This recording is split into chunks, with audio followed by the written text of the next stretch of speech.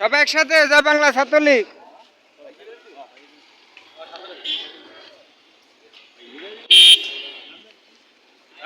এই দাঁড়া দাঁড়া লাইটটা।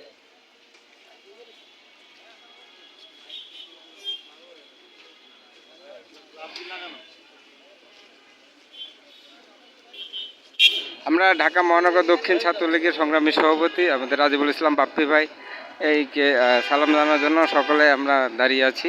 বাপ্পি ভাইকে দেখার জন্য, এক নজরে দেখার জন্য ছাত্রলীগের আমাদের যে গর্ব, আশা, প্রত্যাশা।